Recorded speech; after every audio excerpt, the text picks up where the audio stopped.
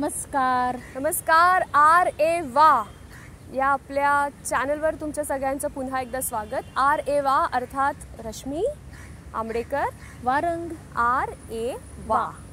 R A इंग्लिशमध्ये आहे, वा मराठीमध्ये. आणि आर ए वा म्हणजे आम्ही R1 R2 होऊन आता आर ए वा या माध्यमातून आपल्याला भेटायला आलो आहोत आणि वेगवेगळ्या विषयावर आपण मस्त गप्पा मारतो आहोत. आज जे आपण बोलणार आहोत, आज तारीख आहे 27 मे. उद्याचा दिवस 28 मे हा दिवस जागतिक स्तरावर एक खूप वैशिष्ट्यपूर्ण दिवस म्हणून साजरा करण्यात येतो. पाळला जातो असं मी म्हणणार नाही, साजरा करण्यात येतो.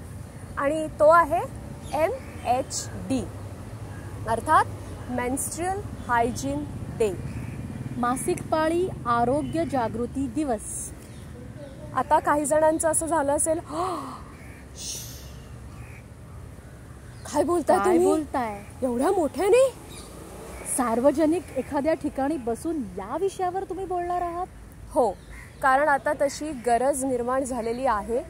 बऱ्याच आपल्या मैत्रिणी, आपले मित्र या विषयावर सार्वजनिक जागी बोलतायत आणि मोठ्या प्रमाणात ती बोलण्याची आता गरज झालेली आहे. कारण मासिक पाळी हे आम्हा स्त्रियांसाठी कोणत्याही प्रकारे नवीन काहीतरी किंवा बापरे हे काय आहे असं नाही आहे. दर महिन्याला वयाची साधारणतः 40 वर्ष, 40 ते 50 वर्ष, 40 ते 50 वर्ष म्हणजे टोटल स्पॅन ऑफ 40 इयर्स, 5 दिवस किंवा त्यापेक्षा जास्त कमी अशा पद्धतीने प्रत्येक आमची मैत्रीण ही गोष्ट अनुभवत असते. आणि ती अनुभवत असताना आजूबाजूची मंडळी मात्र तिला कसा प्रतिसाद देत असतात? बाहेरची झाली, विटाळ आला, बाजूला बस, घरात येऊ नको, नाही. या निमित्ताने आम्हाला असं सांगायचं आहे की ह्या गोष्टीला किंवा मासिक पाळीला, पिरियड्सला जी वेगवेगळी नावं दिली जातात आपल्याकडे, मैत्रीण आली आहे, पगार झालाय, ढूस झालाय, कावळा शिवलाय, भोज्जा झालाय, बर्थडे आहे, वाढदिवस आहे, अजून काय बापरे माहिती. या बाबतीत फार क्रिएटिव्हिटी दाखवली जाते. पण एकूण काय असतं की पाळी आली आहे, पिरियड्स सुरू आहेत, हे सोडून बाकी सगळं बोला ते चालेल, पण थेट बोलायचं नाही. जिप. तर आज आपण असं ठरवूया मैत्रिणींनो आणि मित्रांनो सुद्धा की स्त्रीला दर महिन्याला येणारी जी गोष्ट आहे ती जशी आहे तशी बोलू दे. सांगू दे तिला माझे पिरियड झालेत, माझी पाळी सुरू आहे, बोलू दे ना बिनधास्त. कारण यावेळेची थीम आहे एन्झायटी टू कॉन्फिडन्स. हा कॉन्फिडन्स आधी आपण निर्माण करूया की तिला स्पष्ट बोलू दे तिला दर महिन्याला काय होतंय. आता ग्रामीण भागात बऱ्याच ठिकाणी आपण असं बघतो की स्त्रियांना या दिवसामध्ये बाजूला बसवलं जातं, देवाधर्माची आणि अनेक गोष्टी त्याच्याशी जोडलेल्या आहेत. पण माहिती आहे तुम्हाला, या एका कारणामुळे ग्रामीण भागामध्ये शाळा सोडणाऱ्या मुलींचं प्रमाण विलक्षण आहे. आणि अशा पद्धतीने वेगवेगळ्या गोष्टी वापरणं, वापरलेली फडकी, जुनी फडकी, मळलेली फडकी, काही काही वेळेला नारळाच्या करवंट्या, अशा पद्धतीच्या वस्तू वापरून आधीच थोडंसं धोक्यात असलेलं आरोग्य अति गंभीर पद्धतीने आपण धोक्यात घालतोय. एका मध्यंतरी संस्थेने एक सर्वेक्षण केलं, त्यात 88% स्त्रिया भारतातल्या, 2011चं हे निरीक्षण आहे, 88% स्त्रिया आजही जुनी फडकी, वर्तमानपत्र आणि वाळलेली पानं, ज्याला काही वेळेला चिखल वगैरे पण लागलेला असतो, याचा वापर करतात. आणि त्यामुळे नंतर दीर्घकाळ त्या स्त्रियांना वेगवेगळ्या रोगांना सामोरं जावं लागतं. आणि हे आयुष्यभरासाठी आहे मंडळी. यासाठी दक्षिणेमधले एक गृहस्थ आहेत, त्यांनी पुढाकार घेऊन स्त्रियांसाठी स्वस्त आणि चांगली सॅनिटरी नॅपकिन्स बनवण्याचा कारखाना सुरू केला. अरुणाचल मुरुगानंदम असं त्यांचं नाव आहे. आणि त्यांनी स्वतः जेव्हा आपल्या पत्नीला अत्यंत किळसवाण्या पद्धतीने ह्या सगळ्या गोष्टी लपवताना पाहिलं, तेव्हा त्यांना वाटलं की आपण असं केलं पाहिजे. एका पुरुषाने या बाबतीत घेतलेला स्टँड, घेतलेली भूमिका मला वाटतं कौतुकास्पद आहे. तसंच केमिस्ट शॉपमध्ये गेल्यानंतर मी आणि रश्मी एक गोष्ट अत्यंत ठाम पद्धतीने आग्रहाने करतो की आम्ही केमिस्ट शॉपमध्ये विकणारा माणूस कुणीही असो, आम्ही त्यांना सांगतो की आमचे सॅनिटरी नॅपकिन्सचे पॅकेट्स आम्हाला कोणत्याही वर्तमानपत्रात किंवा काळ्या पिशवीमध्ये पॅक करून देऊ नका. कारण बऱ्याचदा असंच बघायला मिळतं की एखादी स्त्री किंवा पुरुष ते आणायला गेल्यानंतर केमिस्ट सुद्धा लगबगीने काहीतरी सिक्रेट देतोय असं म्हणून ते गुंडाळून वगैरे देताना दिसतात. का लपवायचं? हे सहज आहे, हे नॅचरल आहे मंडळी. अगदी दर महिन्याची आमची ती गरज आहे. जसं काही काही मंडळींना काही काही गोळ्या रोज घ्याव्या लागतात, त्या टाळता न येण्यासारख्या असतात, तशी ही आमची गरज आहे. बरोबर. आणि ती गरज आम्ही लपवाछपवीने का बरं पूर्ण करायची?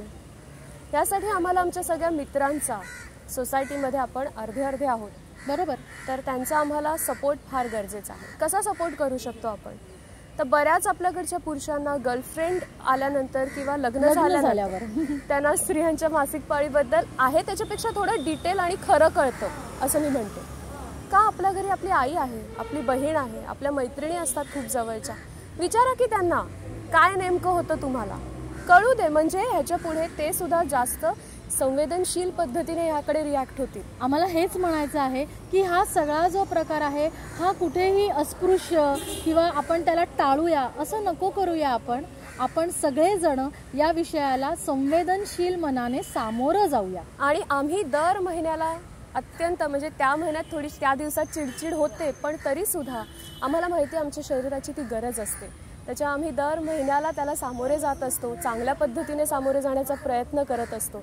तर सगळ्यांची साथ जर त्याला मिळाली तर ही गोष्ट अधिक चांगल्या पद्धतीने आम्ही अनेक वर्ष नीट त्याला काय म्हणूया आपण त्याच्यातनं जाऊ, ती अनुभवू.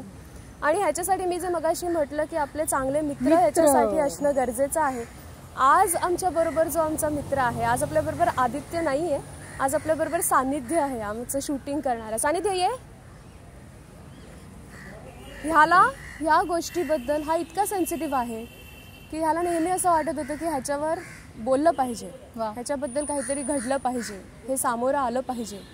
आणि जेव्हा त्याला विचारलं की हा एपिसोड आपण करतोय तर तो क्षणात तयार झाला होता की मला आवडेल. तर असे सेन्सिटिव्ह मित्र, अशा सपोर्टिव्ह मित्रांची आम्हाला गरज आहे, आपल्याला सगळ्यांना गरज आहे. त्याच्यामुळे आपण या एपिसोडमध्ये सानिध्याला समाविष्ट केलेलं आहे. आणि कसा वाटला आमचा एपिसोड आम्हाला नक्की सांगा. तुमच्या प्रतिक्रिया तर येत आहेतच प्रत्येक वेळी, तशाच येऊ द्या. आता या सगळ्या आमच्या आरेवाच्या प्रपंचाची आमची मनोभूमिका काय आहे याबद्दल आम्ही तुमच्याशी बोलणार आहोत, पण थोडेसे ब्रेक के बाद. त्याच्यामुळे सबस्क्राईब करा, लाईक करा. 2 एपिसोड्स आपले झाले ते तुम्ही शेअर केलेले आहेतच, पण हा एपिसोड प्रामुख्याने आणि हा एपिसोड म्हणण्यापेक्षा सुद्धा आधीच्या एपिसोडना तुम्ही जो प्रतिसाद दिला दोघींकडनं मनापासून धन्यवाद. आता या एपिसोडला सुद्धा जास्तीत जास्त शेअर करा. 28 मे प्रत्येक स्त्रीचं ॲव्हरेज पिरियड सायकल 28 दिवसांचं आणि प्रत्येक स्त्री साधारणतः 5 दिवस तिचं ब्लिडिंग होत असतं.